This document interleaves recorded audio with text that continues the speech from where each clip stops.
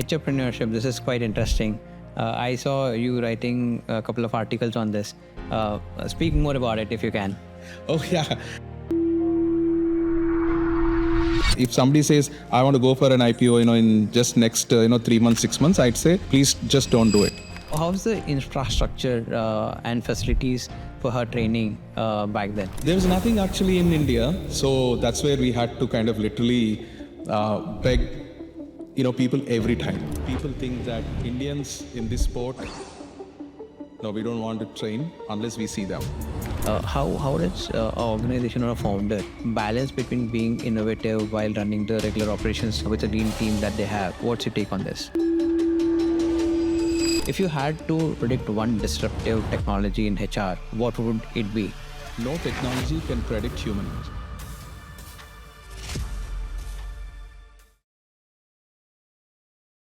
Hi, GR. Welcome to the podcast. Thank you. Yeah. So, GR, let us start with your journey, as in, where did you start, how did you start, and how did you transition from being an employee to entrepreneur? Okay, I think it's a long story, but definitely I try to make it as short as possible. Of course, I grew up in the old part of the city.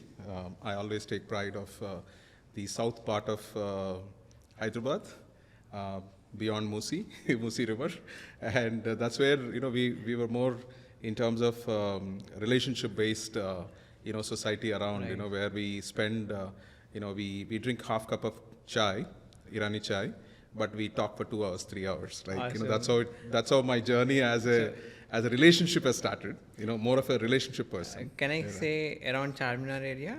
Yeah. So Lal Darwaza, Charminar, that's where I grew up. Okay. And our best places to converse was the cafes, right? Irani cafes cafe, and all that. yeah.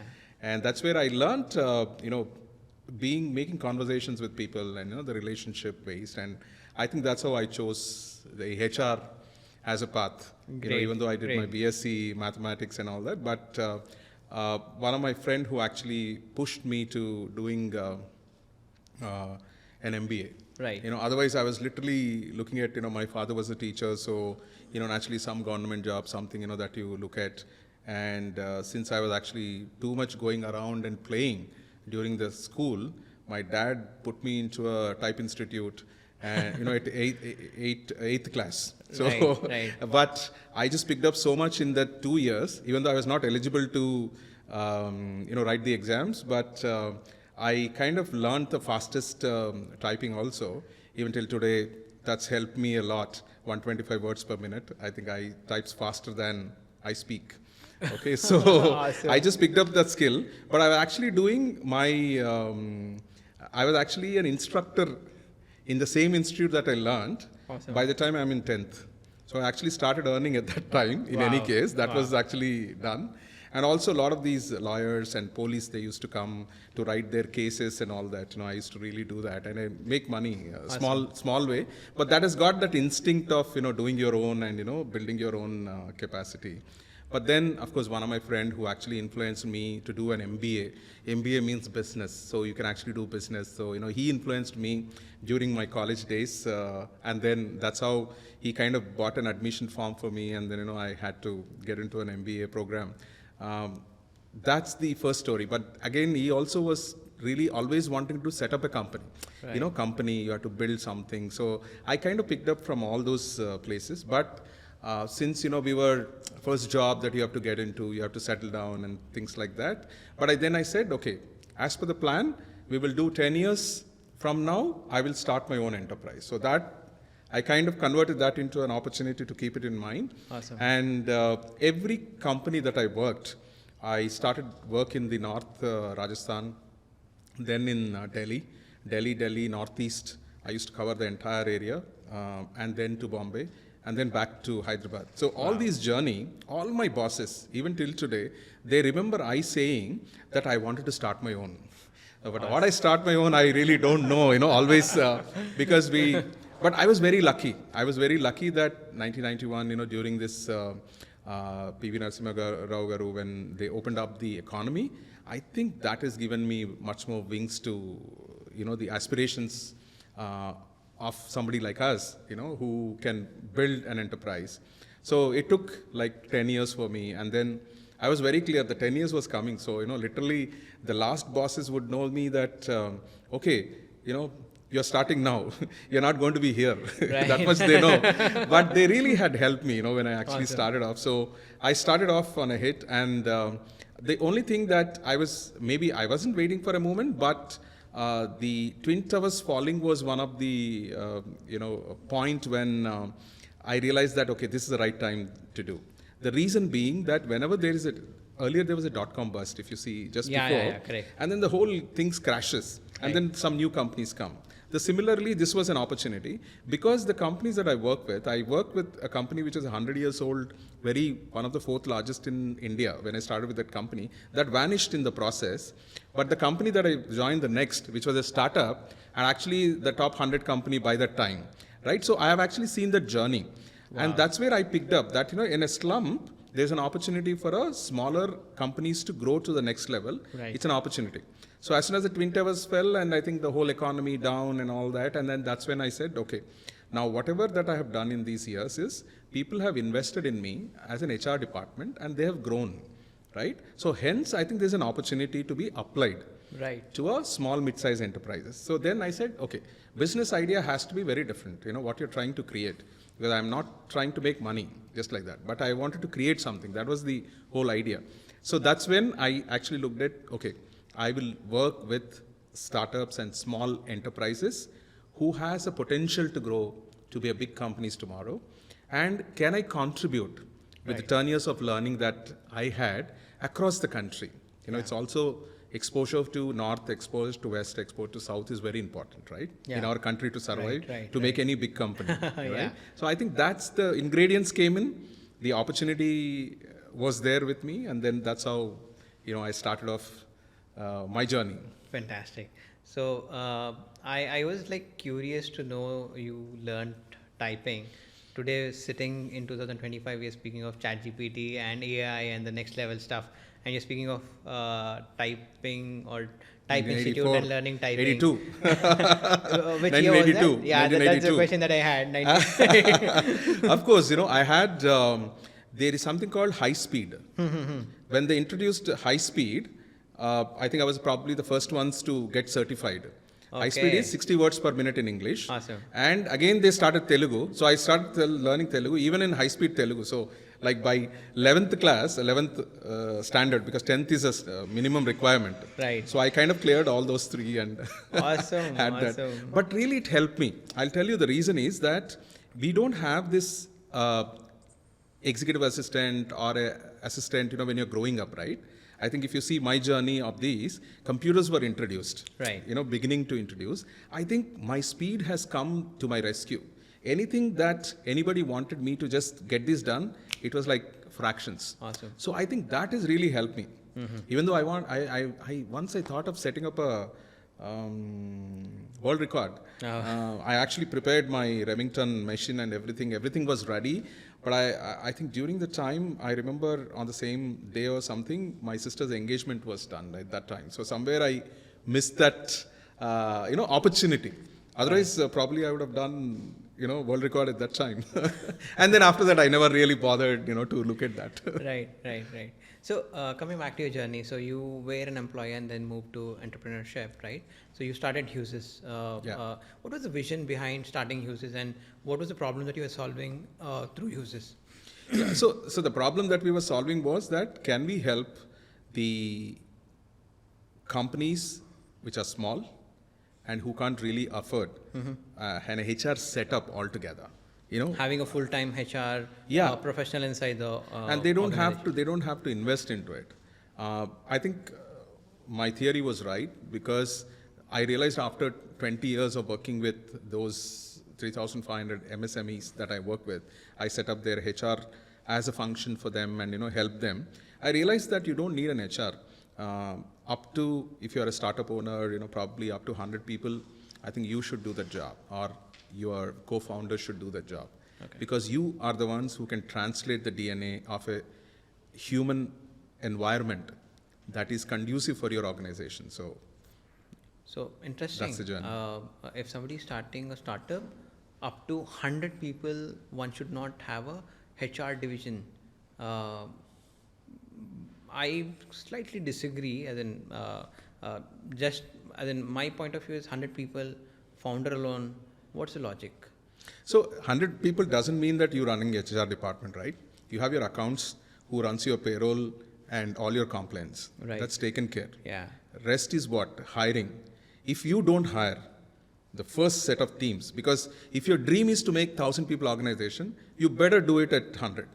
Okay. If your dream is only 100, then you bring in, 10 people you recruit, and after that 10 people will multiply it by, 10. I think it's good enough. Okay. The reason why when I say 100 is that if you're trying to build a bigger organization of 1,000 people organization or 1,000 crore group organization, I think the quality, because the size is important.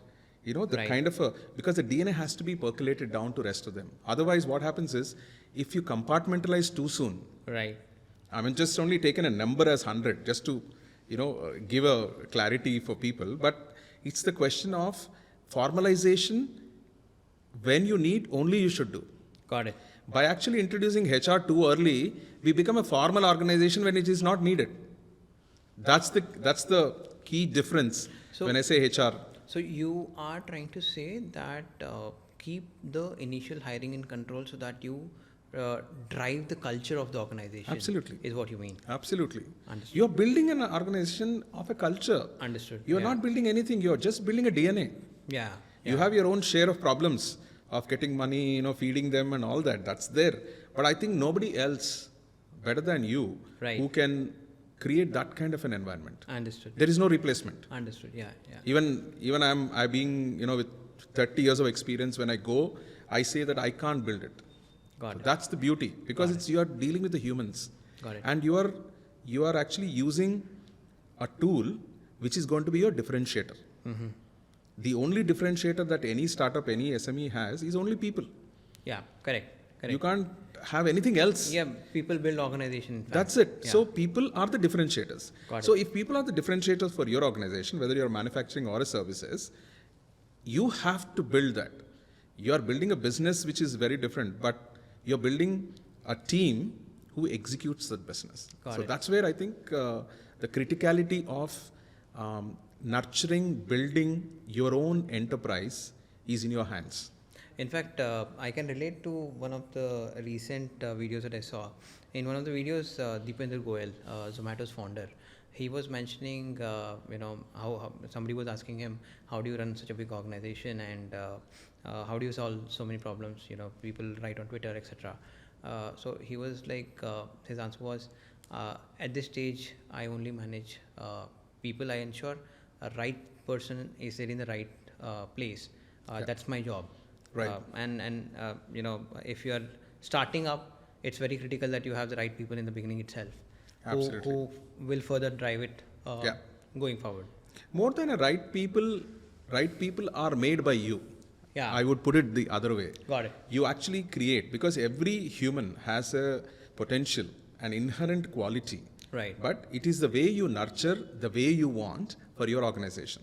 Fair point. So you sort of were helping MSMEs in the HR function of it, right? So what were the challenges when you started? As in, how did you get funding? Now we have a lot of VC culture. Given that you started way back, was there a VC culture there? Then, or since you worked for 10 years, have you had some savings? How did you start? What was the funding source? If you can throw some light there, what were the challenges and how did you navigate?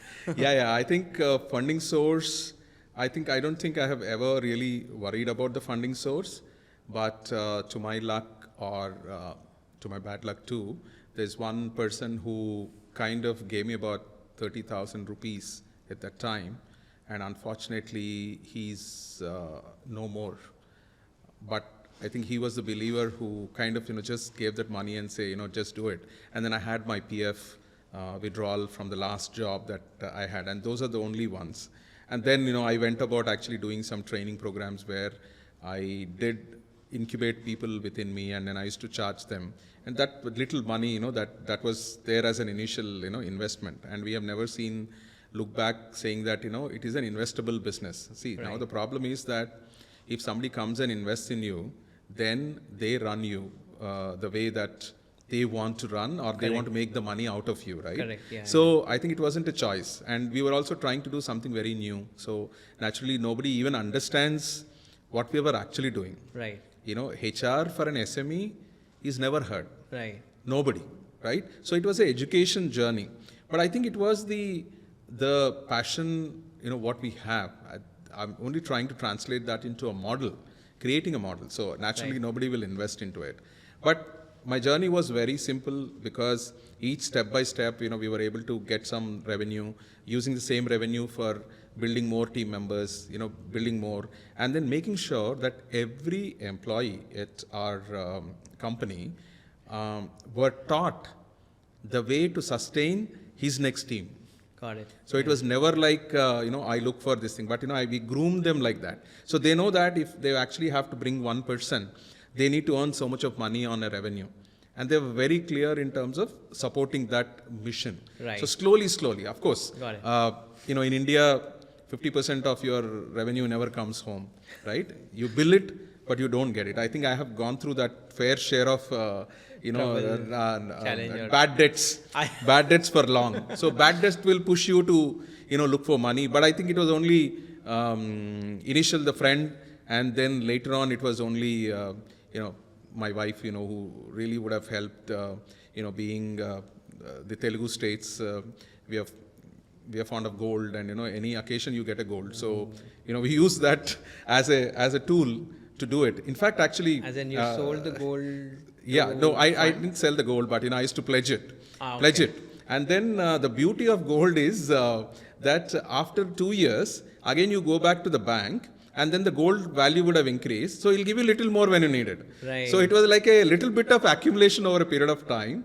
And the big story is that when we did for the listing, earlier to that, my property was actually on mortgage for a CC limit, and I was using that as a thing. When I went to public, all that I got was my papers back for the property that I own, and also the gold. Then we realized how much gold that we collected, because, you know, my wife used to do this, girl child is there, you know, you have to have.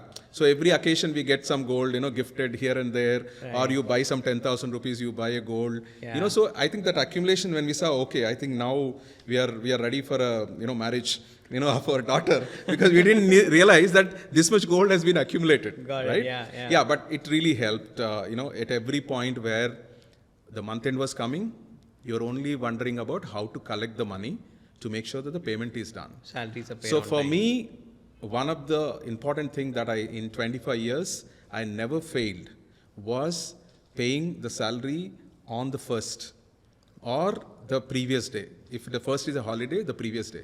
In 25 years, I never failed. Awesome. That was one of my just fundamental belief, that if I'm running, people are dependent, because it's not just a person.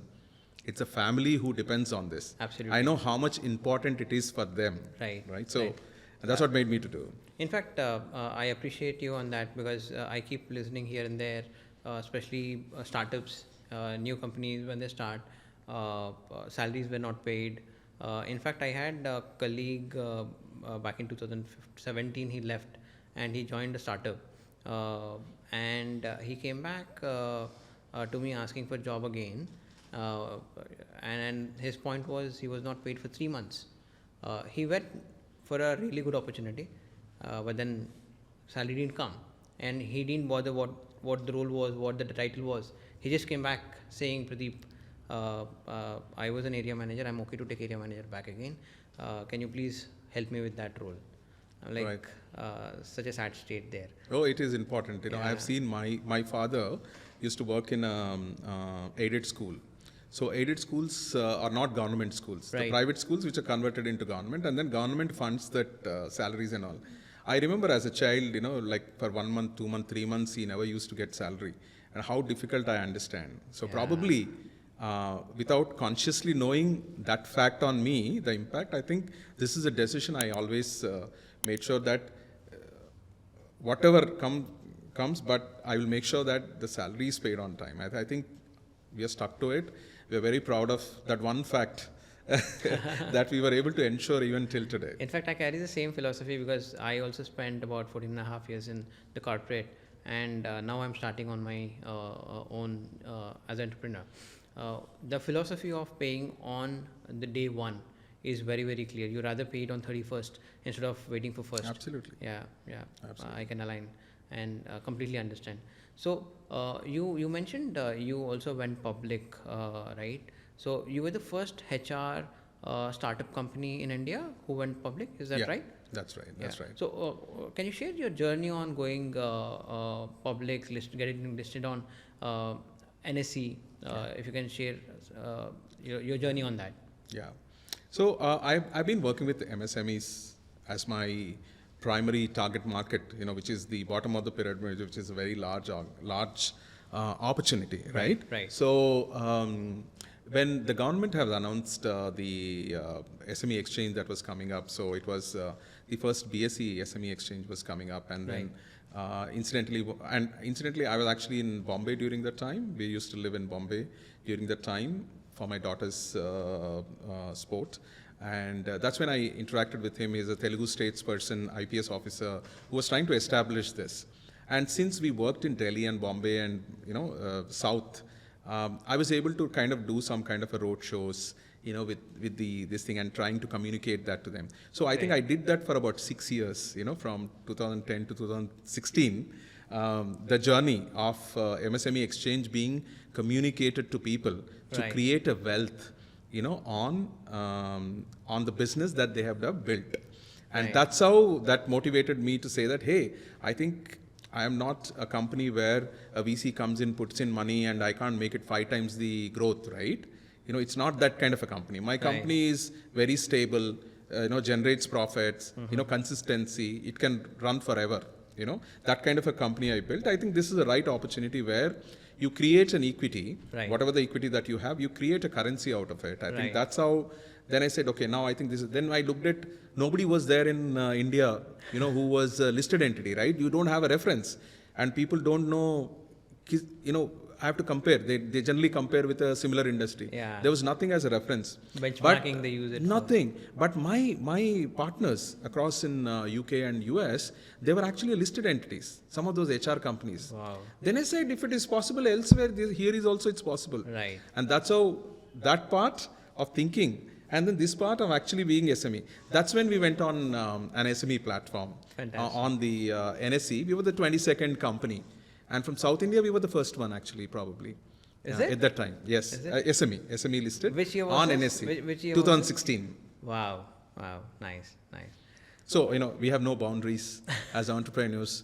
You can do any crazy things, but whatever you think, you have ability to execute. Right. And I don't have an investor on my head to tell me what to do, what not to do, right? Yeah. So that's an opportunity. Nice. So, I think India has witnessed the highest IPOs, being live in 2024, and a lot of MSMEs are sort of going public. Yeah. What do you think? Is it right? Or because there's also a lot of caution that is coming from RBI saying, people who are not aware of the markets are also trying to trade. And I recently saw some, automobile dealership going, public. So, can you share your thoughts on this? No, I think it's the frenzy is always there. But recently, I just one of my classmates who lost about 45 lakhs. Okay. Just in the SME scam itself.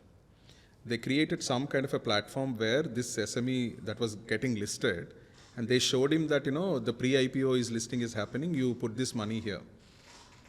Literally, it was never come to light. But the company was right, everything was right. But somebody else used that to create that environment. And just imagine he was trading in the markets for more than 12, 13 years.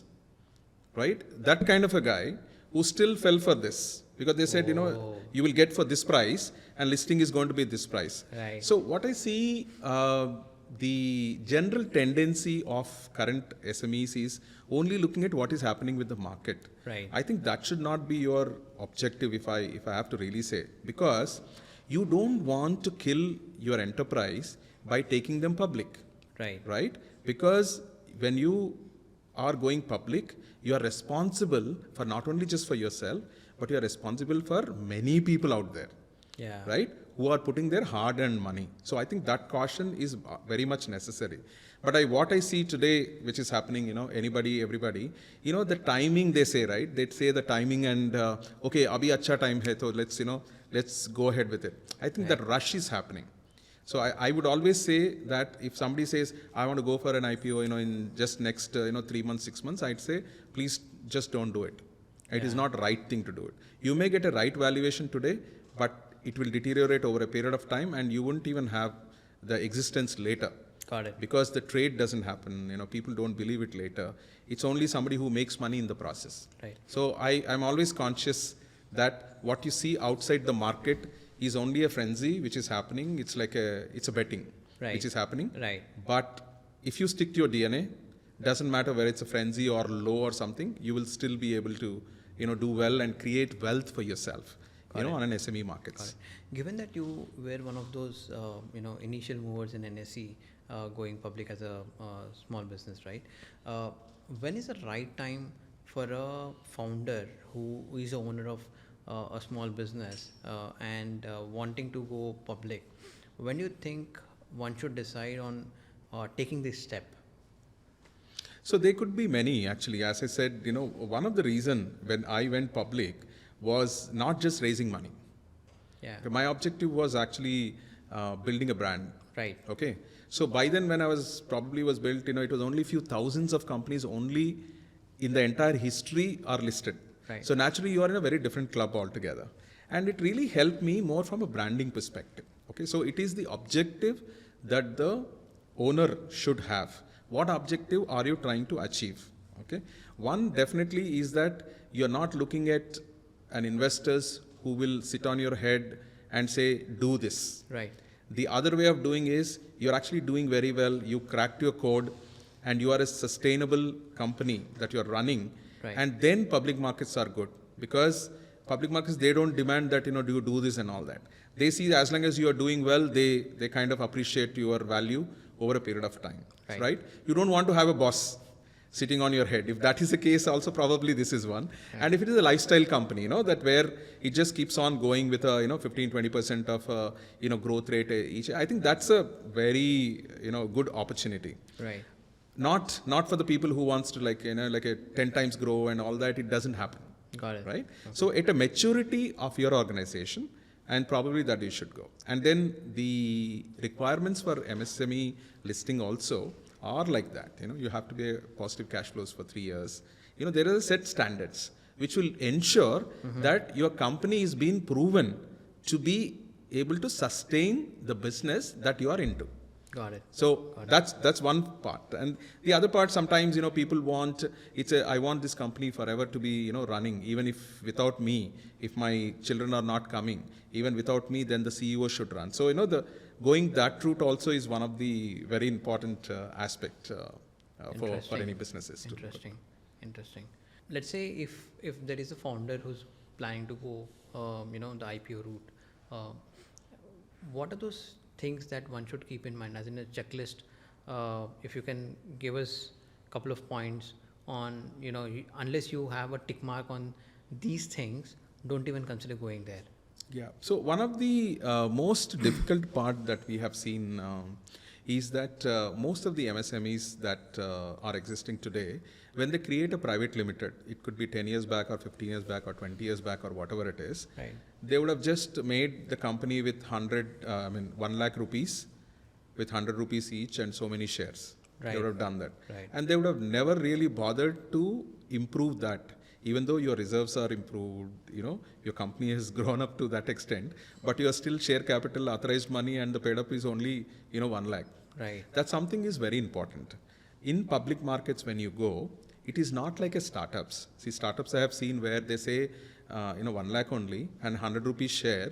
They sell it for 2,500, 3,500, depending on the valuation, right? You derive the valuation based on number of shares. Right. So one of the very important thing that is important is to create that pool of equity over a period of time, right? And you don't build your equity. See, one of the negative thing that I've seen is that as founders, we don't take salary, right? Yeah. We don't take salary. But still, we keep pumping the money and all that. But we don't even use that money pumped in as an equity. We don't create that equity. Right. But my suggestion to any of the founder also is that while you're pumping in money, which is also considered as part of the equity, where your number of shares must increase over a period of time, right? And also, you charge your salary, but plow it back the same money as your investment. Yeah. That's when you know how you are doing your organization. Otherwise, you say break even, but your salary is not considered. You are actually earning more than the turnover that you may be doing, right? Right. So it means it's not a right measurement of your existence or sustainability. So use those opportunities, charge the company, but the same money that you plow it back as your investment. Right? And that becomes your equity. So the base equity is very important for them to be built over a period of time. See, sometimes, there's a founder who says that, if I have to do a paid up capital, authorized capital, I have to pay some fee and all. We kind of choose very, very small monies which will impact us quite a bit when you really want to go public, right? Right. You have to dilute a certain percentage on public markets when you go. Right. But if you don't have enough pool, what will you offer? You will never be able to get onto that stage having, 1 lakh paid up capital and authorized capital. Right. So I think that is one of the most important things that they should be careful while they are building their equity, and the number of shares to offer must also grow along with it. So that preparation is necessary for a founders. Got it. In fact, you touched upon a very important point because I'm also starting up now post my tenure with corporate, and I was also not considering taking salary because I'm anyway investing my own money, whatever I've accumulated, and now this gives me an understanding that take your salary and put it back in the business. Absolutely. So that you understand the health of the business. Absolutely. On how it is moving. Absolutely. Interesting. And I mean, learning I've seen for all myself, at least. I'm sure viewers also will learn I've seen so many entrepreneurs. Everybody does the same mistake. So it's not it's when it is needed, then they realize that, Right. But I think if you are starting, it will be a good idea to make sure. And then when you say break even, along with what the company owes you, right, is what is the right measurement. I think I'll have a separate catch up with you after this session again. Sure, of course. I lived with many, so I can. Got it. I think on the HR front again, going back to Husys, what's your take on the role of HR in enabling organization towards profitability? If, let's say somebody who's a HR professional working in the corporate right now, or let's say assuming they might be working in MSME, wherever they are working, as long as they are HR, what are those core things that one should keep in mind while they do their regular job? Should they, because I have friends who are working as HR, and I don't think they take any ownership towards profitability or revenue generation. They just think of them being a person who's managing people and payroll, and that's where they limit themselves. So mostly they restrict themselves to the administrative functions of HR. Right. So HR is actually not, even though we glorifiedly named it later, but we are still not moved out from personal and administration. That is how it was called earlier in a old parlance, but now they're calling HR. But just by changing the name, it doesn't matter, right? What matters for an HR person, if you are an HR person in an SME that you're working, I think your access to the data and the details to the revenue is much closer than a bigger organization. Right? So one of the parameters that if they have to be really successful in adding value to this human resource function inside, they should be focusing more on building a profitable employees. Okay, when I say building profitable employees, means that every person in the organization, if they can have a measure of how much is the revenue per person and the profitability per person, if they are able to get to that stage, if they focus one parameter, everything else will change. I think these days some of the companies I see, there's a role called HR business partner. Probably they are more responsible for this role. Correct me if I'm wrong. It's a change of name. There's nothing else happened. Acha, okay. Nothing else happened. Right. Just that Right. business Right. partner. By Right. saying business partner, you can never be a business partner, right? Your business partner, you're true only when you're contributing, when you're looking at every aspect of your function into a reality in terms of profitability. Because if you get profits, then you plow back for your growth. Right. Right? So Yeah. if you're not looking at that, name anything doesn't make any sense. So for me, it's only the change of name that happened. But in this journey, probably only 1% of HR professionals have really moved to be a real business partners. Right. But 99% of them changed their names doing the same P&A job, what we know as earlier. Including nowadays with HR, they're not even doing payroll as a function, right? Yeah. So that's also gone. All of this softwares came into picture. So, it becomes more like an entertainment, if it is engagement. Right. Right? And if it is development of a training, only just coordinating. So, it just goes to an administrative functions of the real HR. But the real HR is about how do you ensure that people use their intelligence to convert their energies into outcome for the business. I Right, think right. as long as they look at it, otherwise it's just a functional name change. I get it. So, I have seen some of the HR professionals actually take this up on a serious note and they do work towards delivering that. But I think the larger challenge lies in, again, SMEs, if I may say. If I'm a SME, let's say, manufacturing small business, and I can't really afford a HR professional who can do this, probably what corporate is appointing right now and the bigger corporates, right? And how can I get somebody like that without hiring full time? What are the options that I have? I think you need to break down into different pieces, right? Sure. And these are some of the techniques probably that I would have told my own, business owners, is that take a person who would have started their own recruiting agency very early. He's Right. also a startup. Right. You better work with them Right. because they're actually giving undivided attention to you, undivided focus to you by actually not paying monthly salary, right? It's only on the success based. That's one of the best way to create your recruitment. Don't create a department. Right. Just work with them. The second part is when you have to manage your people and salary and payroll and all that stuff, rest of the globe, if you see globally, most of these startups and SMEs, they don't employ the people on their own. Okay. They employ people on something called a professional employer organizations. So these are the organizations, let's say for 100 organizations, they own about 1,000 people on their roles. Okay. Right? And then they can negotiate a better medical insurance and stuff like that. In India, that culture is not there yet.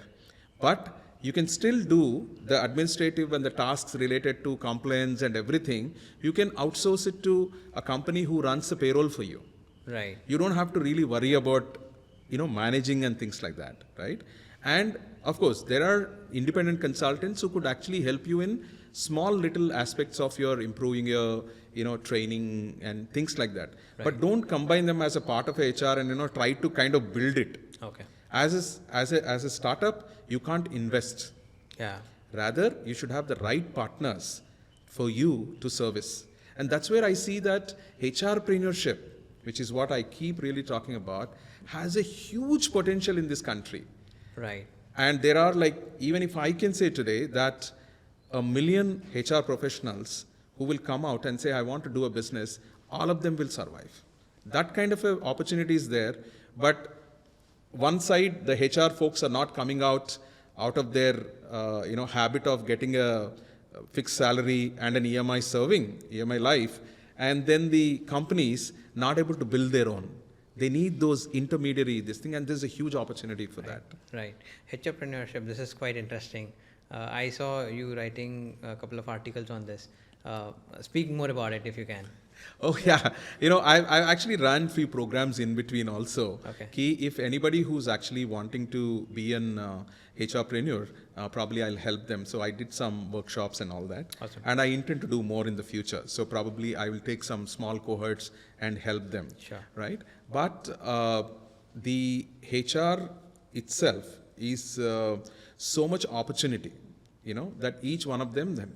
But unfortunately, if you see the HR landscape, the entrepreneurs today, some of the best recruiting agencies are run by salespeople. Okay. Some of the best payroll and compliance companies are run by CS or a MBA finance.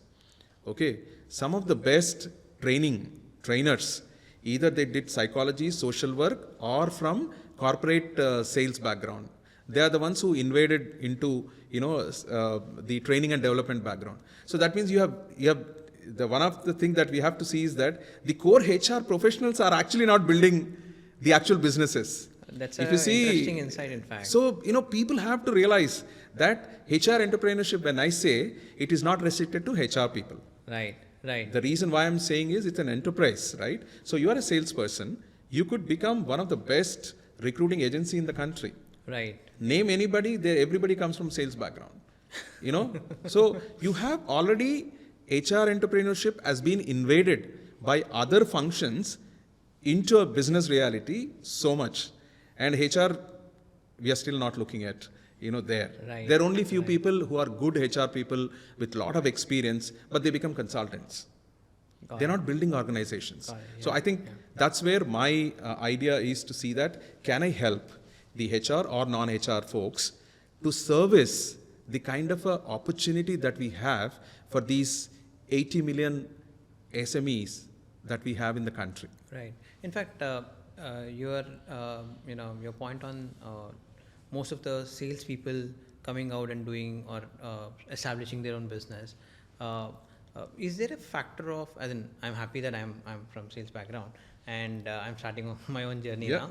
Having said that, in an organization you see so many salespeople and very few HR folks. So would it not be, would it be fair to say that more salespeople get into entrepreneurship and HR folks don't, because the number of people on this side is very, very high. No, maybe salespeople are always on the lookout for, revenue generation, right? Right. So I think for any enterprise to survive, the founder has to be a salesperson always, whether you like it or not. Yeah. Sales becomes your key function, irrespective of. So I think that is where they actually take a lot more plunges and risks than the HR folks, because HR we are very laid back, happy, setting up policies, asking them to be in these boundaries and all. So entrepreneurship is not boundaries. Right. I think that's where the sales and other functions fare well. In terms of the numbers, the finance guy will understand, what these numbers are, profitability and things like that. So they are able to give a better proposition when you go and sell, saying that what am I going to bring that onto your table?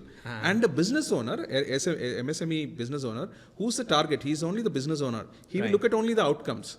So naturally the HR guys are not able to communicate that value outcome than the other folks, and hence I think those businesses are flourishing, which is supposed to be considered as part of HR. Understood. Yeah.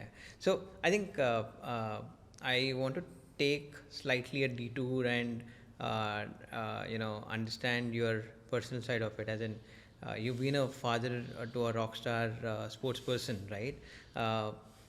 We'll come back to the business again, but I wanted to touch upon this. So can you share your journey, because Meghana, who has represented India in gymnastics, how have you, what was the story behind, how did you, guide her through this whole journey? If you can throw some light there. Oh yeah. So my father being a teacher, obviously studies were supposed to be one of the important aspect. But then what I realized, being an HR, going to a lot of these IITs, IIMs, or maybe even the smallest colleges for campus recruitment, what I realized is that they're all made for jobs, right? They're not made for any creating an impact. Okay. While some of them will make an impact, right? Some of them. See, not 100% everybody will make an impact. Those who are building businesses today are this thing. And then I realized that by actually allowing my child to be able to just do your studies and get some marks and then just go, what I looked at is that it is all about an education is basically living in the world and survive. Right. Okay? These skills you will never learn by going to school. Yeah. That was the first fundamental thing. And that's when I said, when my daughter wanted to pick up one sport as this thing, I said, we'll go all out. Okay? And education comes next. Because as a child, if you see, the personality of the child has been groomed by parents Right. and the surroundings up till the 10 years of age, right? And that's when they actually choose what they want to do.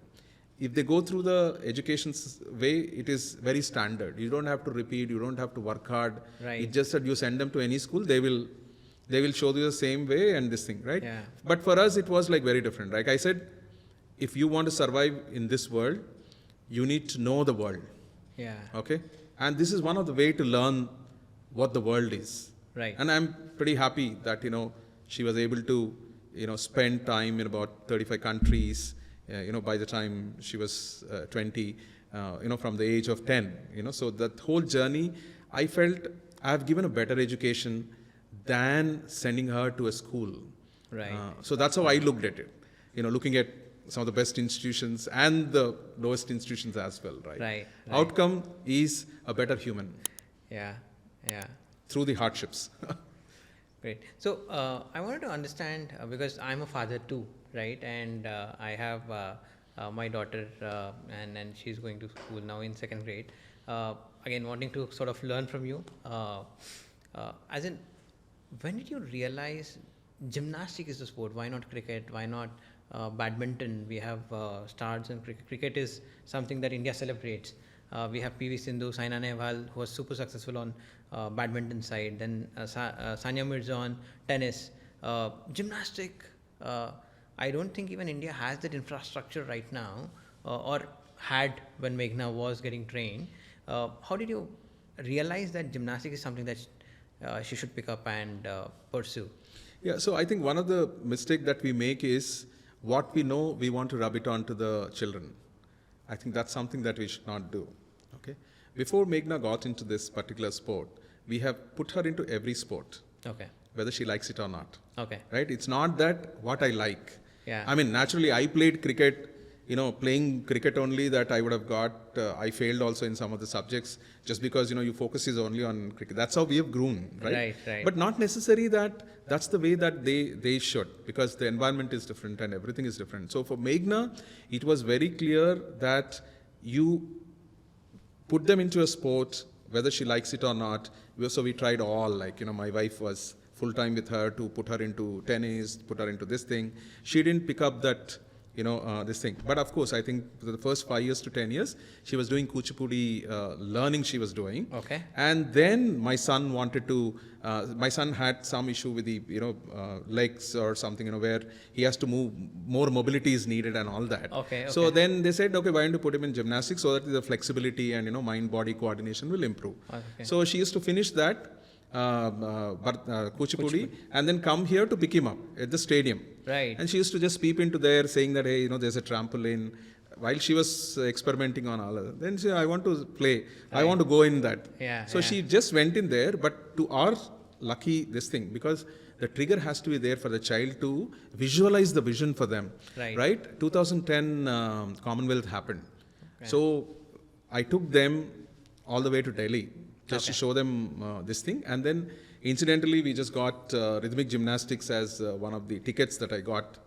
I mean, incidentally, it was like, destined, So she just saw, and she was just there on 2010, she was looking at, our people were competing and, Indian flag and, it's full of this thing. Right. She was just so little. And then she said, this is it. I want to be there. So basically, she said, I want to be there. Right. So I think it took 8 years for her to be from a sitting on a spectator to 2018 Commonwealth that she played on the podium. Representing India. Representing in the same event, wow. multi-sport event that she went. So I think, it was not that choice of ours. Yeah. It was a choice of her that she decided to do it. Right. And I'm sure she has gone through a lot more challenges than just going to a school and getting some marks. Right, right, right. in the journey. How was she managing academic side and then sports as well? You know, She was a full-time sports person. acha, No school. no school. So no school. But we said, yeah, I think she can actually. I think she got a better exposure, better, Sure. in the world that she learned those things. I think otherwise in the education I wouldn't have actually given In her. fact, I realized she also delivered a TED talk. If I'm correct. She delivered the TED talk on the day she landed from Gold Coast. Straight away she came to the airport. Morning she came and she did the practice, and the next day she did. Awesome. So it was like just after the this thing as a TED talk. Yeah. And of course, I think when she performs in front of a 2,500 or 5,000 people, Right. and with that concentration, right, and they don't fear the crowds anyway. So I think, see, what else you need in a person Absolutely. to be confident and live on your own. Forget about- While I remember one story of Meghana when she was practicing in London. One day, I think it so happened that my wife had to go for one judging course or something like that. She was not there. Right. And I was not there. I was not traveling. She was alone. She was Yeah. about 11, 12 years of age Okay. at that time. Okay. She used to go from North London to the southmost part of London on her own Oh. at 12 years of age, do her Russian ballet, because she has to do Russian ballet. Then she comes back to the central city where she was doing a classic contemporary dance she's learning from Trinity Lebanon. She finishes that. Then she comes actually to her gymnastics class at Stratford. And then she finishes and goes back at about 8 o'clock.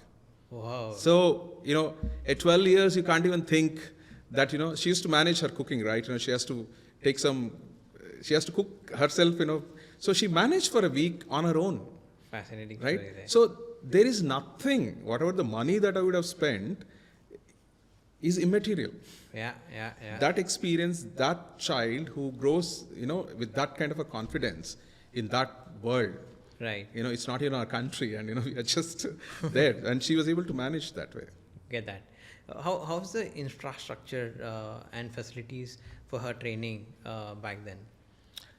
There was nothing actually in India, so that's where we had to kind of literally beg, people every time. I use the word beg because, people think that Indians in this sport, no, we don't want to train unless we see them. So I think she actually encountered this every time. Mm-hmm. First time when she went to US first we found some trainer. And by the time we went, she said, no, I can't train. I can't train Indian. Even though she said on the phone, okay, you come. After landing there, you can imagine.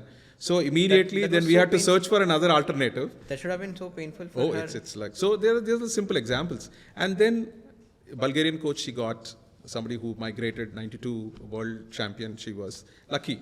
We were lucky always because somebody else rejected, we got her. She got a very good grooming. But then, we went to Wales actually, Wales which is part of the UK. Right. And in one more remote place called Clinically, somewhere else. So there also, when I went on my business visit, then I spoke to them and said, do you like to train? They said, unless I see the child, I can't train. Got it. So we shipped her from there to Wales, From all UK the way to UK this to- thing, US to UK. Okay, US and to she went along with my wife, and she was able to take.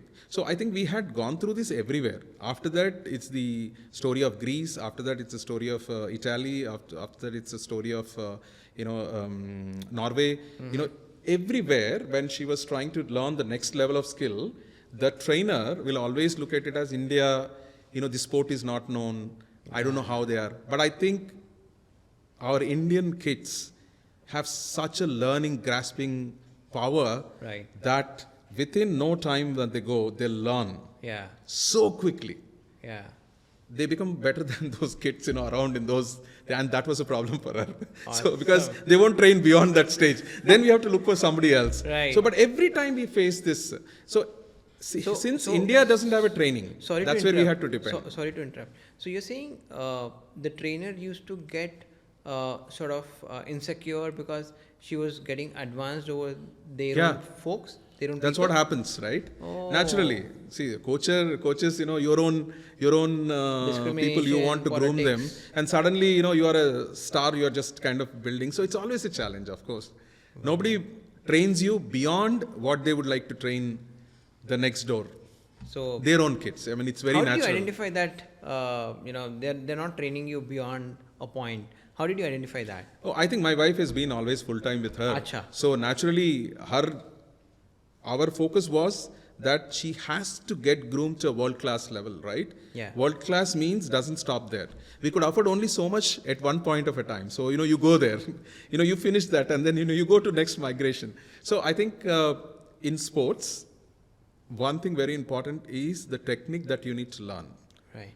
That's when you excel. The technique is taught by the trainer, the Yeah. coach. Right. So a person grows only to the extent of the coach that they teach, and that's the biggest task. So that's what we have to kind of keep changing. People used to talk about like, okay, you keep changing coaches. Yeah. Of course, you need to learn new technique. Right. You have to improve to the next level. You have to. Yeah. Yeah. I think big stars do that as well. Absolutely. They change coaches. Yep. What is that learning that you picked up from Meghna? Because she's definitely done well in gymnastic from a Indian kid standpoint, right? But I'm sure you also would have had some learning, because I learned from my kid who's like 7 now. Was there a learning that you had as father? Yeah, of course. I think the perseverance, irrespective of what the odds that comes across to you, right? Yeah. And you get rejected all the time, but you're still continuing.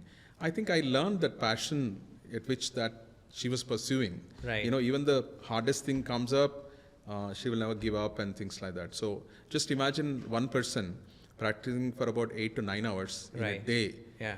Without anybody having also. Right. So that's the tenacity of this thing.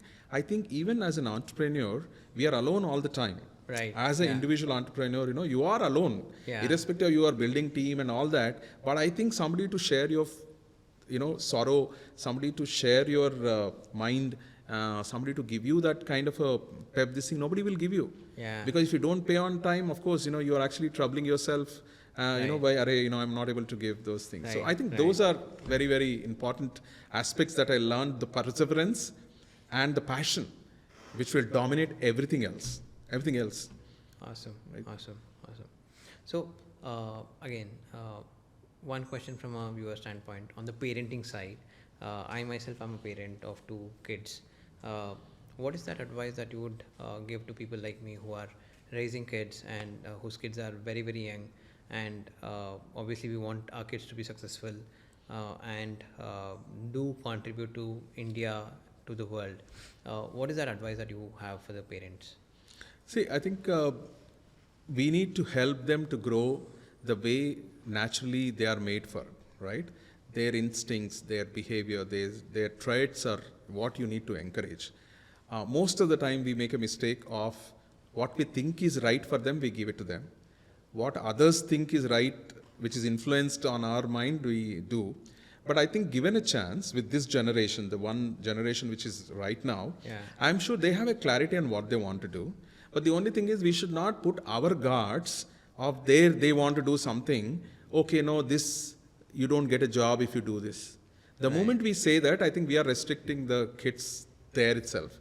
But give those environment and options for them to Right. choose so that they experiment themselves. Yeah. Before even saying that, you do this or this. Right. And the opportunities are limitless at this point of a time in terms of a career. Having an HR person, knowing the world, how it's changing, there is so much that you can actually give as an option. So I've seen like people who are taking very different career choices right now. And earlier, we used to have only medical or engineering. Now people are talking about journalism or mass communication or even just stand-up comedy. Yeah. I know a person who actually was a CBSE topper, IIT and all that, doing stand-up comedy as the passion. Yep. And still makes money, right? Yeah, yeah, So, yeah. so the parents have to understand that if they have to really make money to survive, Right. they can do. But the way that they do is what they like. If they are into it, probably they'll do it. So we should not force our own thinking onto them. That's my fundamental advice. Plus, encourage whatever they think they want to do, give that opportunity and encourage them, and probably they will be the best persons, for our country. Awesome. They'll contribute in their own way. Right. Everybody are unique. My kid is very, very creative. She likes drawing, painting. She quickly catches up creative stuff. A lot of crafts is something that she enjoys. I see spark in her eyes the moment she touches craft stuff. Yeah. Absolutely. Maybe she can create something like a Legoland in the future. You never know. She comes with her own creativity. Lego created something else, but Right. there's so much actually. Yeah, absolutely. I think we'll now move back to the whole, entrepreneurship and the lessons that you sort of learned there. I wanted to ask, as a founder with more than 2 decades of experience, right? What are some of those leadership challenges that you have seen in your tenure? If you can throw some light there, and how did you navigate them as a leader? Right. So definitely, I think when you try to develop your leaders within you, one I have seen over last 25 years with about 3,500 companies that we've worked with, is that the second line leadership is important always, and which always fails. The reason being that we focus more on the business than actually building your talent around it. So I think that's one of the very key fundamental aspect. And while also that sometimes you build the leaders and then they get a better opportunity and move out. Right? Yeah. So Happens. sometimes you get a frustration saying that, hey, I'm actually training them so well that they are worth more than what I am paying today, and they go to another company, right? Yeah. I think that's one thing that one should not be worried about, right? The ability of grooming is only your capability. Yeah. There is nobody else will come and do it. So you have to constantly churn that and build your own capability or DNA of a second line leadership in your organization, which is very, very important. And also helping those leaders to build their leaders. Right. I think end of the day, an entrepreneur's job is to create those key people who will run and sustain your business in the long term. Your sustenance is equivalent to the team that you build. Yeah. Your sustenance doesn't come from anywhere.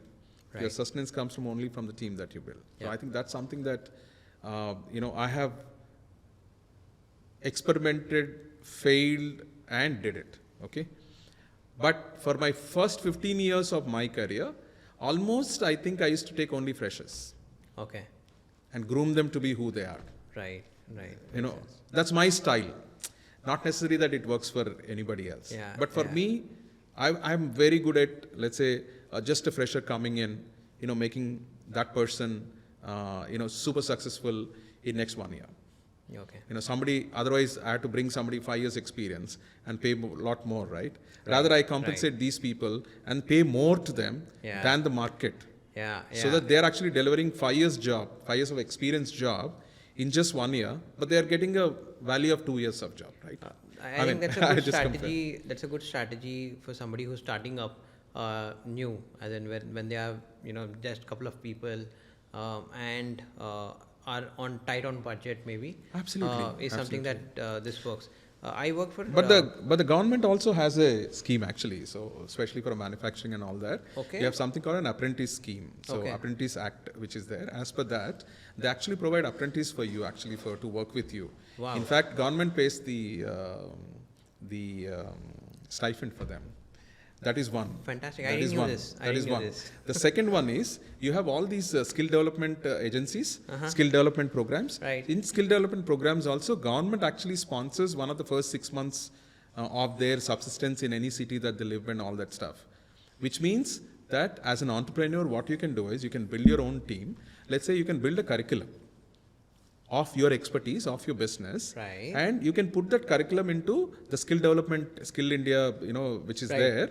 You can actually go and talk to them and say, hey, this is the skill that I'm willing to train.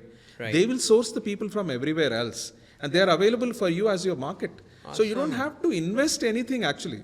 But people don't know that, they don't try to find the alternatives. And that's where, we end up offering somebody with more money and it will never sustain.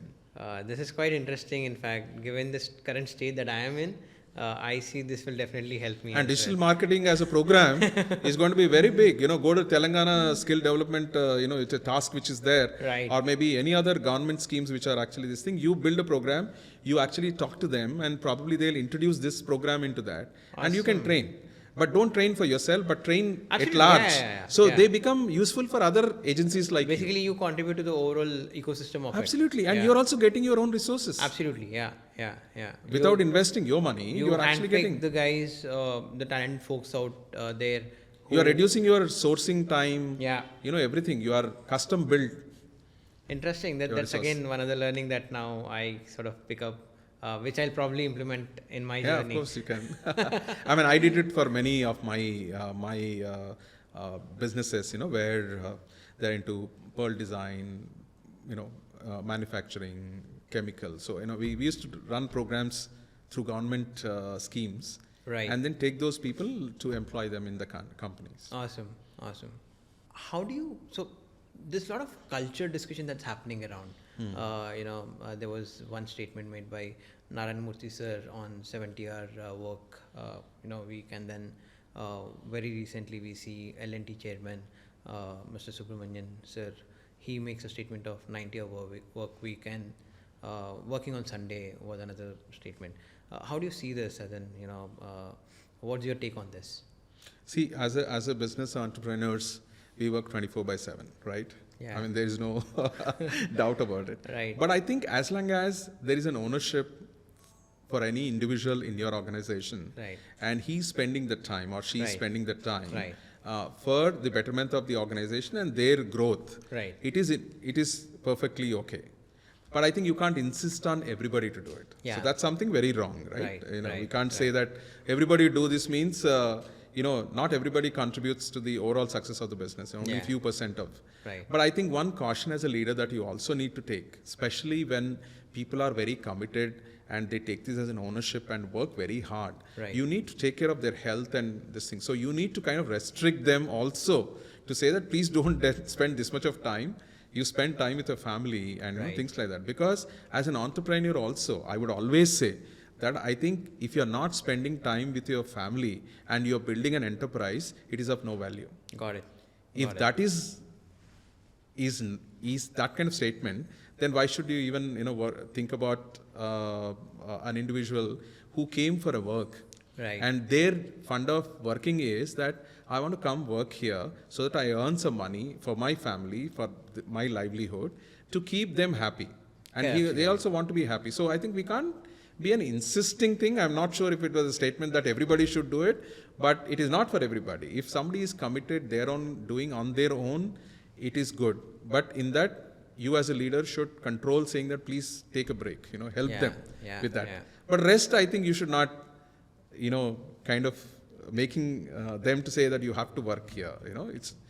You can never make them work. Absolutely. In fact, I had my piece of journey in terms of learning. I was managing team to the tune of 300 people across India. So as a leader, I think one has to draw a line unless it is super duper urgent that you think this can't wait further. If it is a customer escalation, etc., that you might want to disturb your colleague on a weekend. Otherwise, probably park it. If it can wait, let it wait, and touch it on Monday if it is needed, right? That's how I look at it as a leader. No, but I still remember, yes, absolutely, because I feel even today, if you say that, you go back to the customer and say that this is not happening just because, let's say, one person is not there, I don't think nobody is going to really take an offense nowadays. People understand that work-life balance is important, that they also need to take a break. It's not that, they do, something which is heroic and, do this and then not able to have their mental balance health, right? So I think it's the guts of the manager or a supervisor or a leader or an entrepreneur to tell the other person that we are also human. We are delivering based on the human capabilities that we have, capabilities that we built. Of course, we don't mind, as an entrepreneur, we don't mind saying that if I'm not done, I've not done. Yeah. Right? Yeah. You don't have to take an offense for, okay, if the client says offensive, then, so let's not put that pressure, back onto the system. Right. Yeah. So I think you need to give that thing. And now this generation, I think, whether you say it or not, they're going to tell you on the face. Saying that, please, I think you need to stop. If you want, just go and work. Right. So that is coming up. So naturally, you be embrace for that kind of a change. Right. Rather, give that opportunity to them. What's your choices? No? This brings in a quite interesting topic. In fact, this you have seen a couple of generations. In fact, now, right? What are the differences that you sort of see with the current generation who's coming into the workforce now, and back then, how was it? Way back, You were an employee yourself, and you Right. saw people like me working with you, right? And then you see another generation now Another entering the generation. workforce. So, Yeah.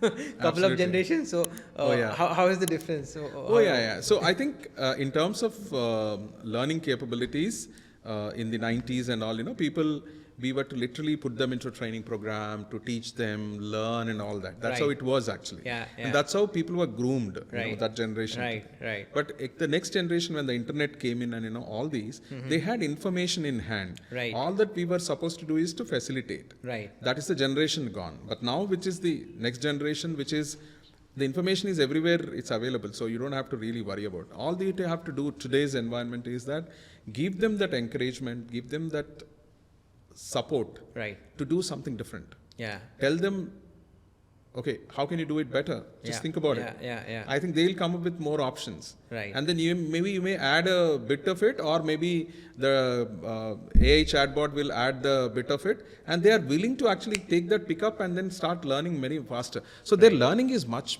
faster and superior. Right. And their knowledge resources are too much right now. Yeah. So all that you need to give is the freedom at this point of a time, and not Right. to restrict in any manner. Yeah. But while it is very important that you are fundamentally focusing them towards the objective of your organization. Right. See, only thing is you have to communicate the right objective for your organization. Right.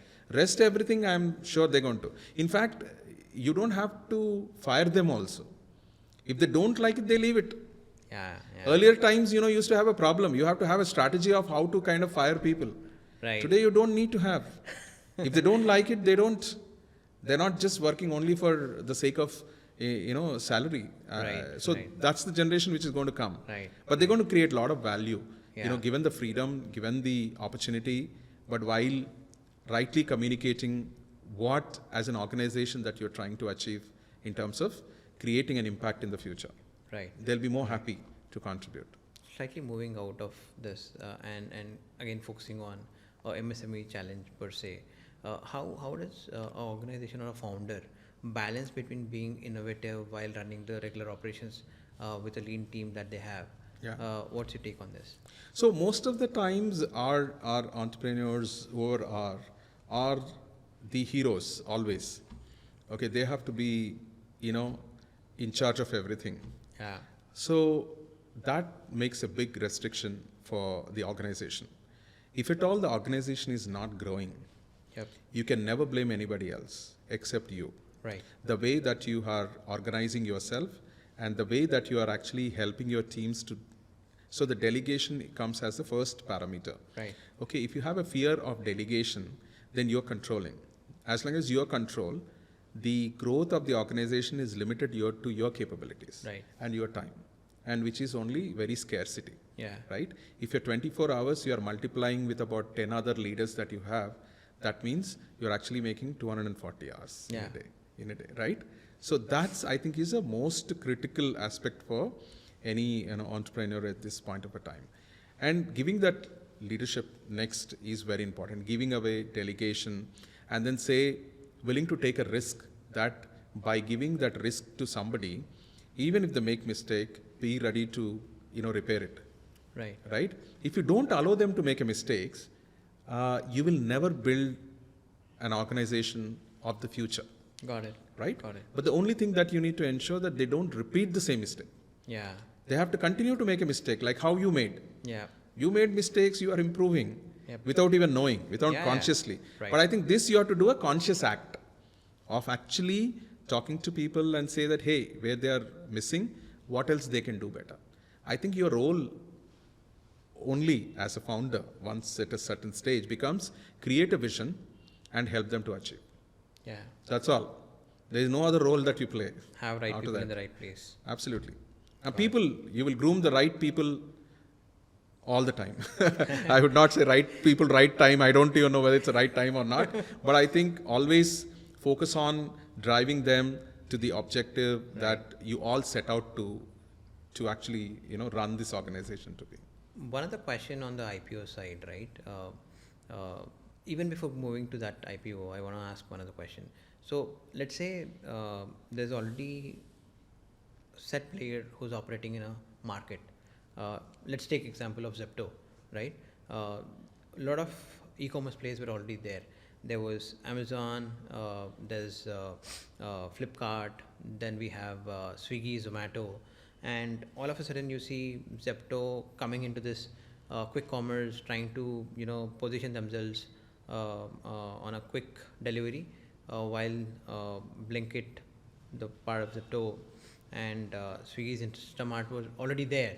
Zepto came in the space and quickly changed the whole dynamics, and I believe they will also go IPO.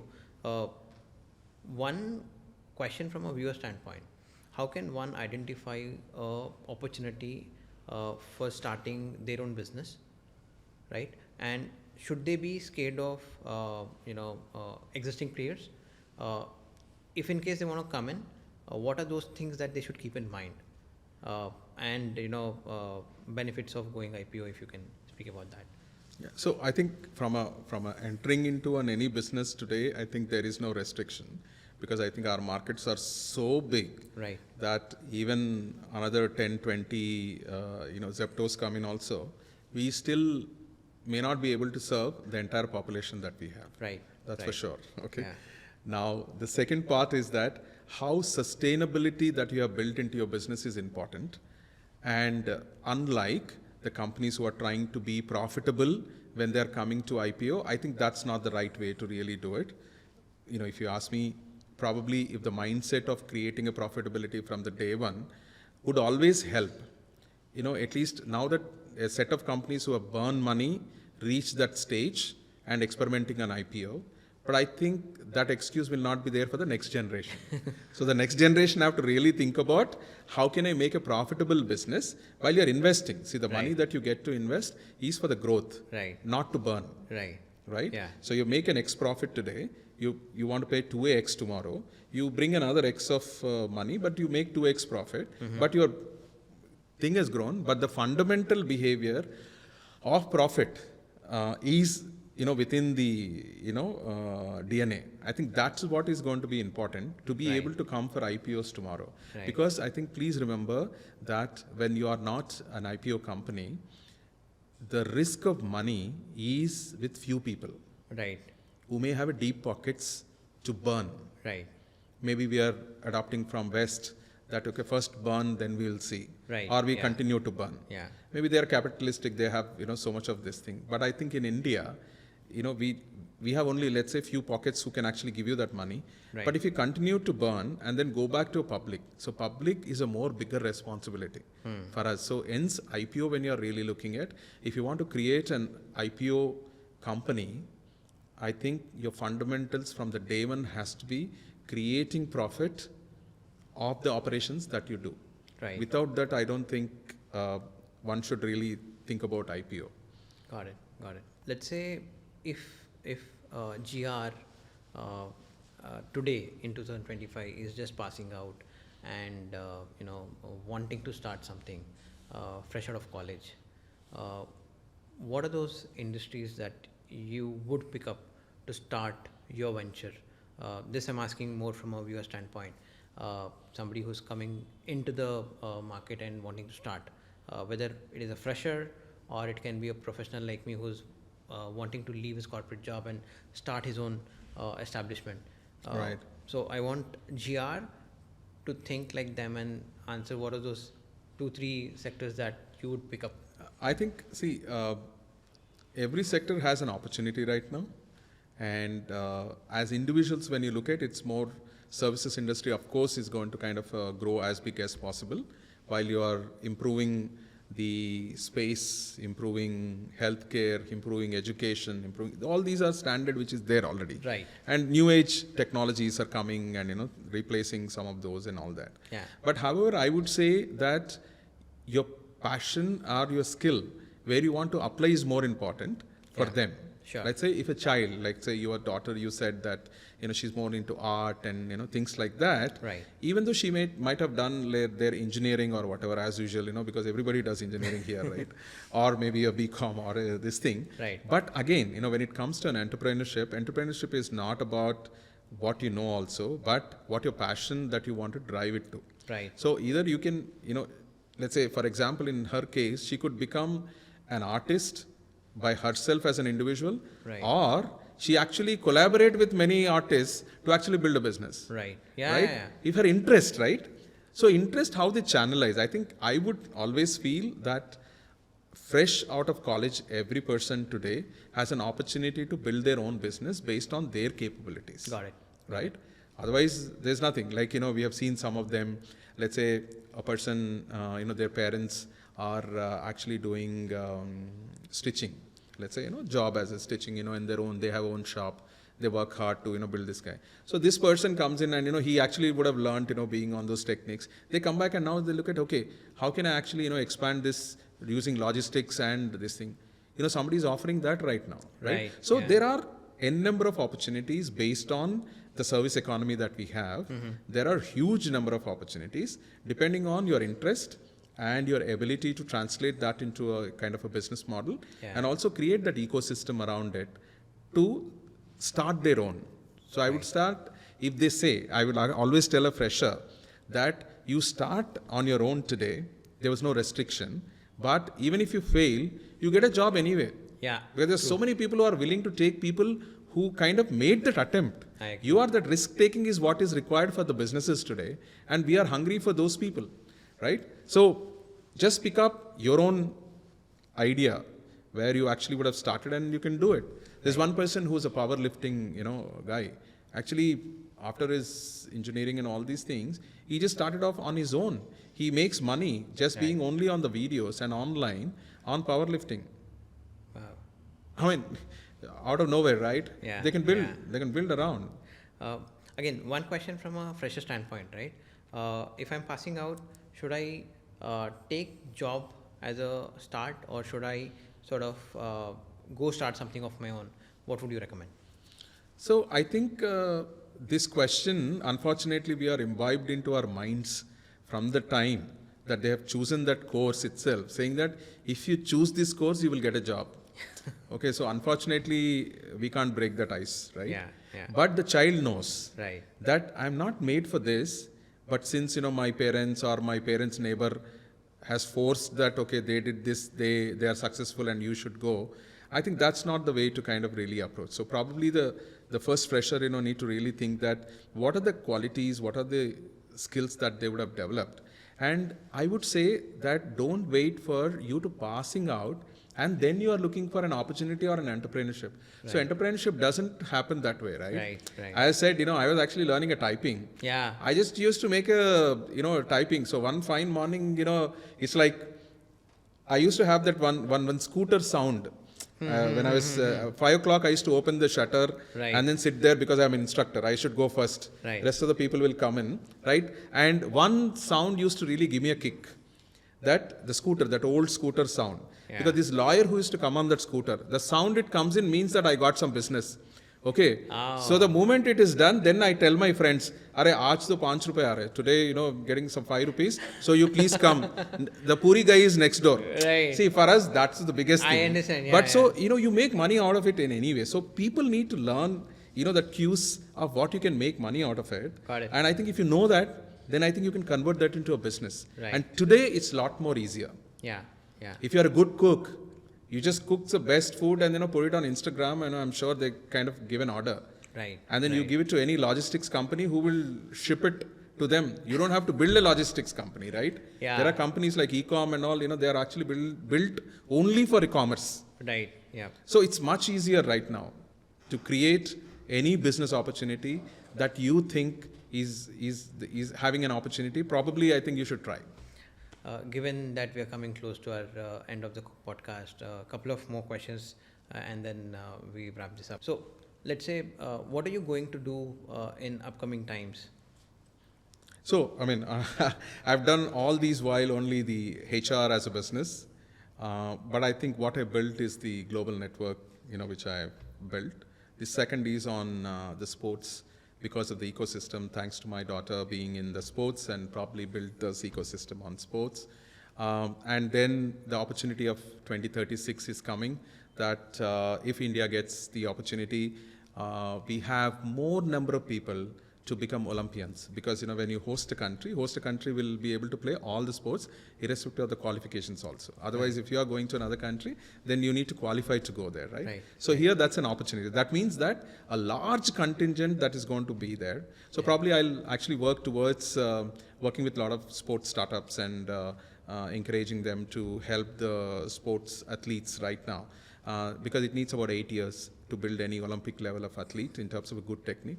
So there's a lot more technique has to come into India, and which you see most of the Olympic level medalists have actually bought that from elsewhere and using that.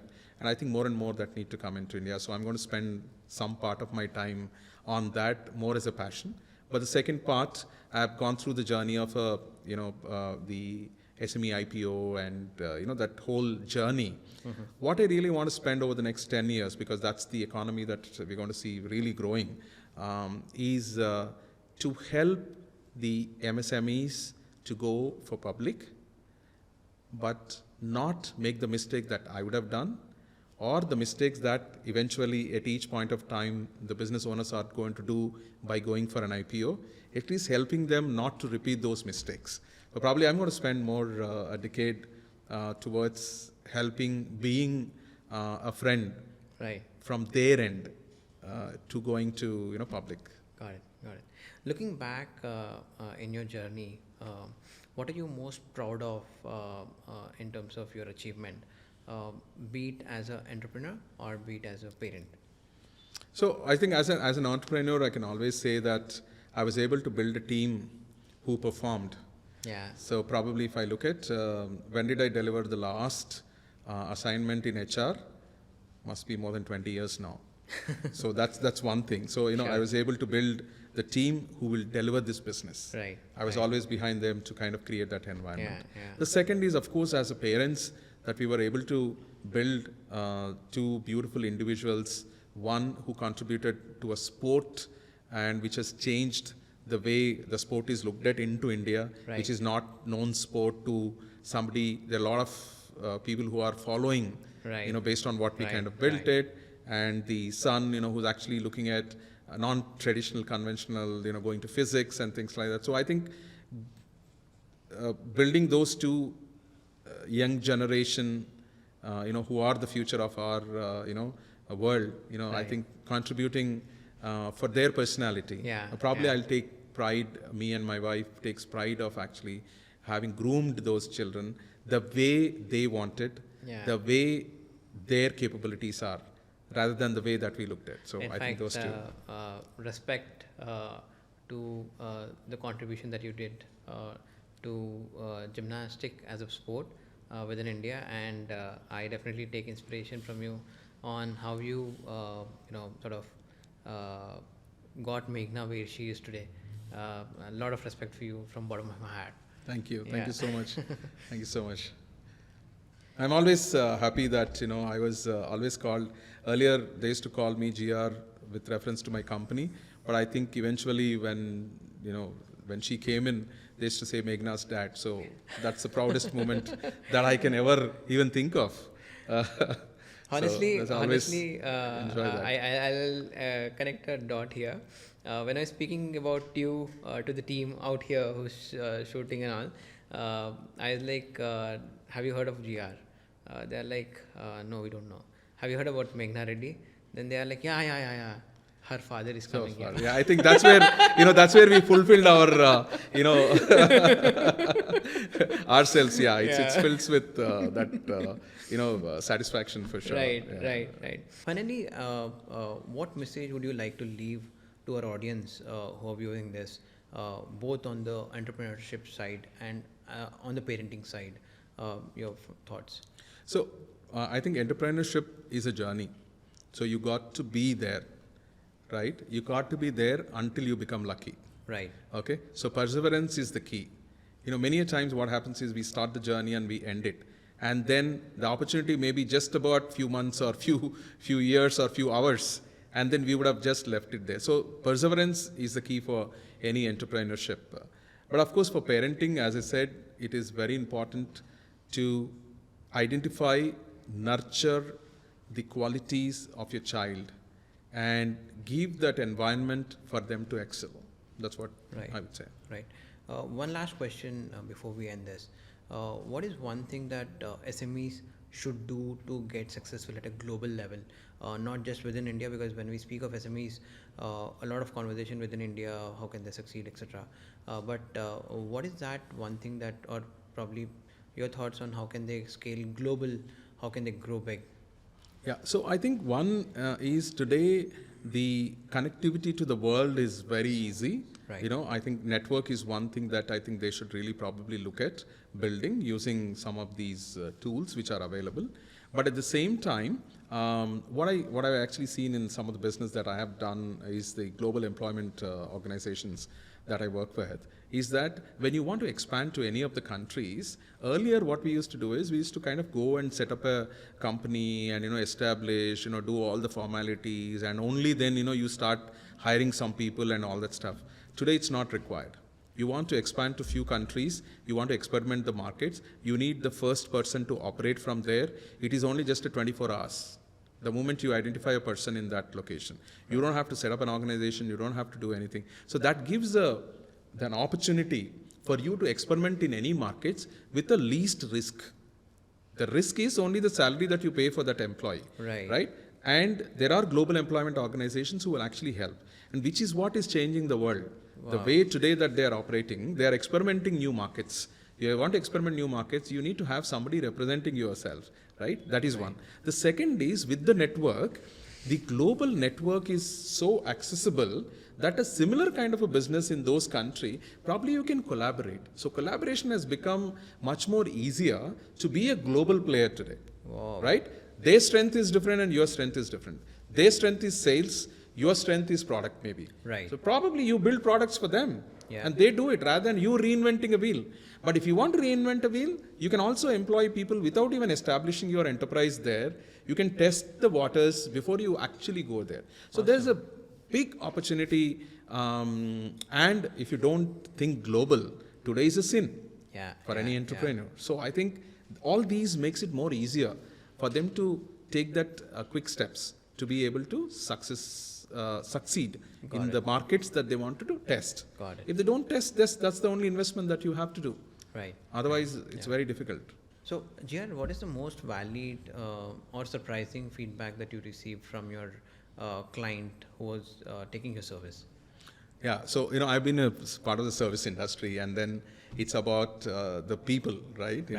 So when I used to deploy a person, on a client location, and I still remember, very early stage of my, career, when we had my fresher, with me, and then when he went to deliver the services there, the person came back, the client came back and said, you have to replace this person.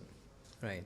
He's no good. He can never be, this thing servicing for us. I think I took it as very seriously, saying that it is a question of your grooming.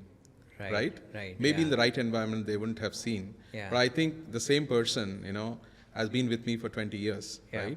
Yeah. But that feedback, he and me together worked together to ensure that what made them to say in that instance. So it was not about facts, but something which happened, which is in relation to what they were actually saying. So I think it's very important. And then I stood by that. I said, sir, I have groomed this resource, and I know how valuable that this person is. Right. And I would still like you to kind of, go back, and he'll continue to come. Right. But next time, if this issue comes in, then I will replace.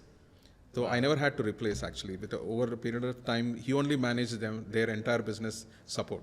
So I think it is a confidence of us, in this thing. When you get a feedback, when you're confident about things, I think you don't mind telling them that Right. this is the confidence that I'm coming with. Right. If there's any other feedback, you give me. But try it out, because what I built, I'm actually capable of. So I think that was one of the surprising feedback, and I still remember the day when he told, when I was on the phone, on the terrace of my building, that he said no. So I can never forget. It's almost like 20 years now. Fantastic to know that you had confidence in your Absolutely. colleague who was working with you. Absolutely. And I was you proud of backed, always. You backed him when client was saying no good, please change, and you said, I think this very rarely happens. People just out of fear of losing customer. Yeah, we they generally quickly replace. say, Yeah, Okay, I'm absolutely. sending the new person. He will be the point of contact hereafter. And it will never end in services. Yeah. If you send the new person, new challenge. Okay. Then they'll say replace. So Right. in services, I think this is very important. How Yeah. strong, how best that you train your team, not to repeat the same mistake, of course. That's one thing that I used to Right. be careful. If you had to predict one disruptive technology in HR, what would it be? I don't know if it can disrupt, because no technology can predict human.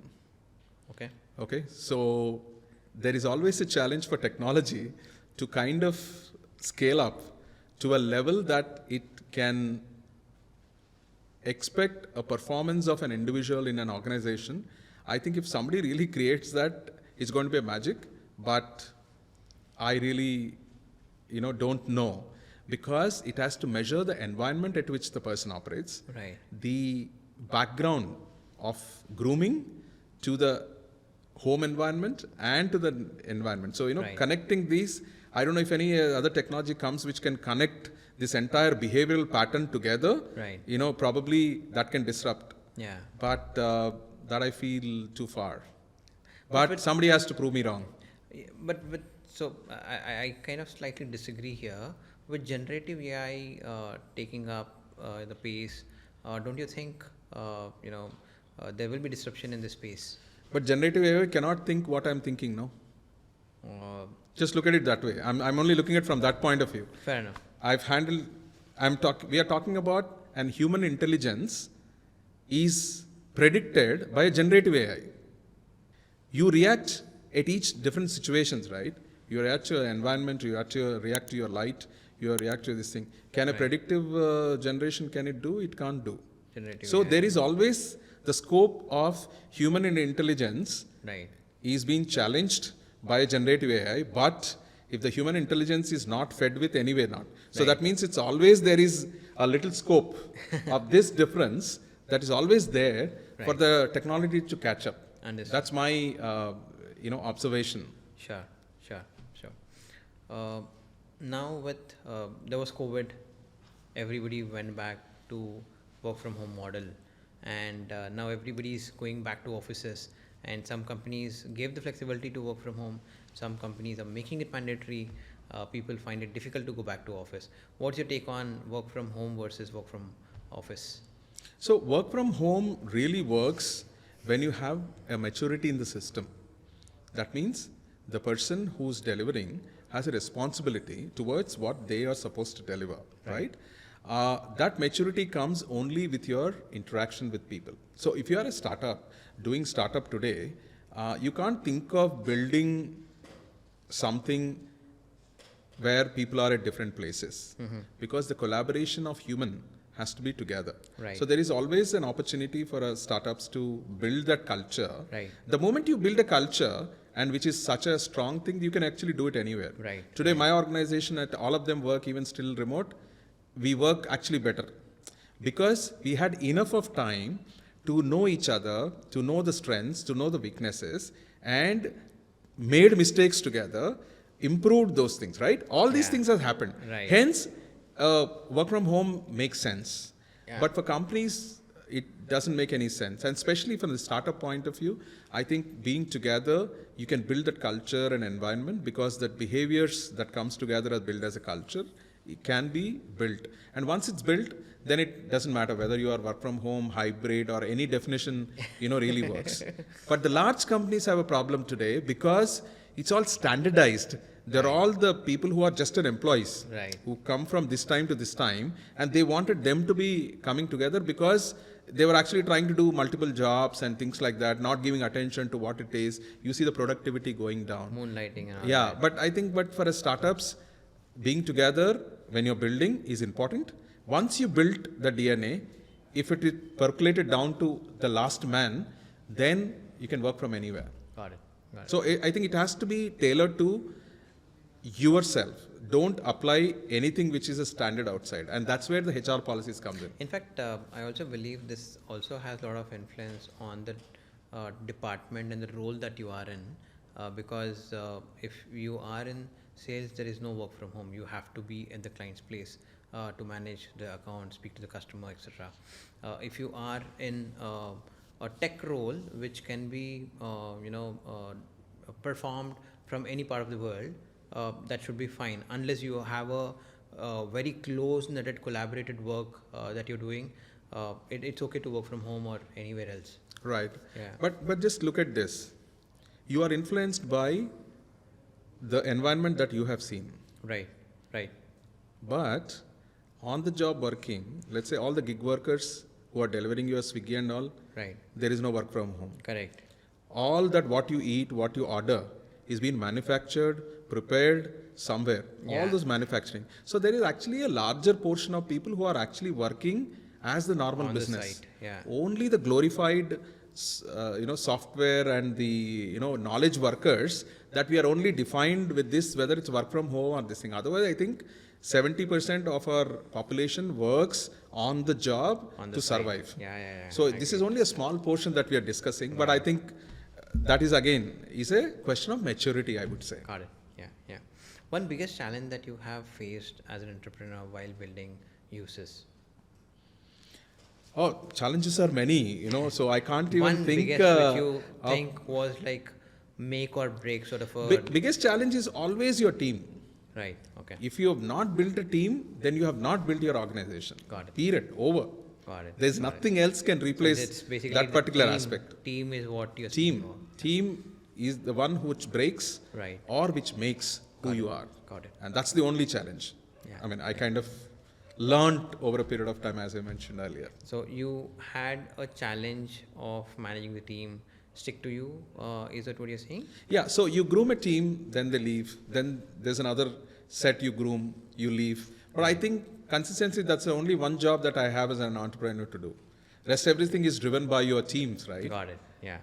Your sales, delivery, everything is done by them, right? Right. Yeah, So yeah. That's how I look at it. So you went public, you got listed on NSE, you were one of those initial companies, right? What were the roadblocks that you had while you were on the listing journey? So I think the fundamentally in the initial stage when we are preparing was that I still remember a story when I started as a fresh first year, and I went to the CA who was managing this thing, and I told him, sir, this is a profit that we make, and this is how we need to work. He said, no. Why you are talking about listing? You are talking about in 2002, you are talking about listing. I didn't even know which listing, right? But then I said, if the company goes for listing, it needs to be a properly, documented everything. Yeah. But I think the typical, problems that they do is that they kind of adjust whatever it is there in the accounts, and then they say, okay, submit. Yeah. The sum submit, right? Yeah. And even though I was consciously investing my time in making sure that the revenue, the profitability, the expense, everything I was actually trying to show. But in the process, what happened is some of the compliances that are important for us to do. It may not be a mandatory thing, but it's an optional or something, but they would have missed it, or sometimes even the original also they would have missed it, and we sometimes depend on them. Right. And when I'm actually going for the first time, we had to go back and dig through all those 20 years, whatever the filings was done. If there was something was missing, we had to really pay penalties to them.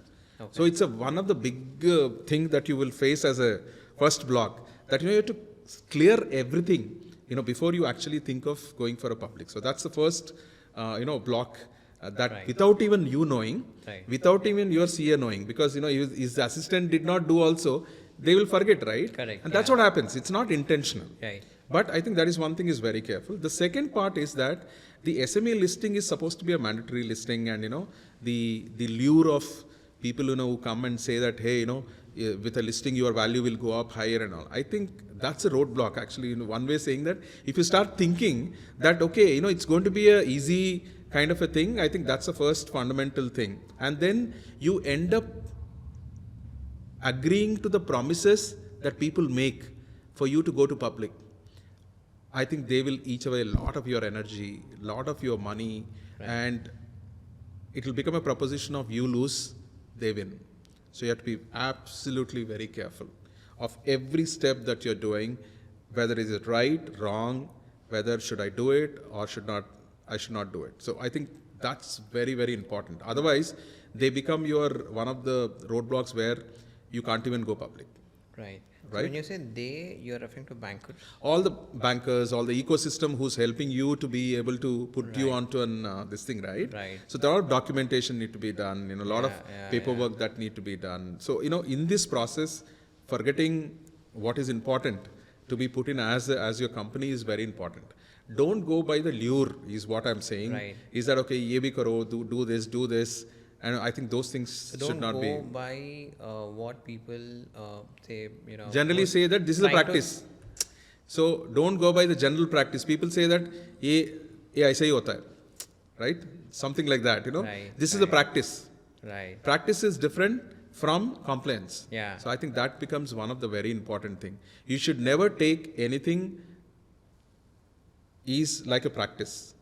You should always ask that, okay, is it as per the norms defined by the organization, whether it's right or wrong? Yeah. That's very important. And In it becomes a big problem at a later point of time. Yeah. So I understand. Don't get carried away. Don't get influenced by somebody else's point of view on going public. You rather it should be a conscious decision of yours on why and when. Absolutely. Is something that founder has to be very, very conscious Absolutely. of. In fact, I can relate to, I was having a conversation with one of my other friend.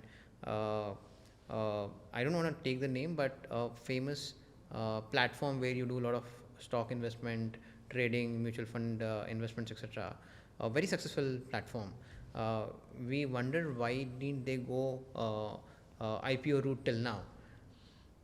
Yeah. They know the other side of the fence anyway. It's like doctors saying that please, my children don't want to be a doctor. Even the sports person also, they always say that, not for my children. Right. The kind of things that you go through on the other side, you really don't want to. Yeah, get that. Yeah. That. Thanks a lot, GR, for sharing your insights and Thank you. taking us through the whole journey of yours, speaking about SMEs, challenges in SMEs, IPO process for SMEs, and a special note on the parenting part of it, sharing your daughter's sports journey across with the viewers. Thanks a lot. It was an honor having you on the show. No, pleasure is mine, and thank you for actually inviting me. I think we all interacted on that same note, right? I still remember one of the best photograph I really enjoy. Even actually, I was talking to Meghana this morning that I'm going to talk to you. Yeah. When I said the picture that you clicked for us, my yellow T-shirt and her being in the stadium, Yeah. it's still the highlighted picture for me. So, Wow. you are actually remains as part of the story, and we are continuing now. Thanks a lot Thank for you so that. much. Yeah.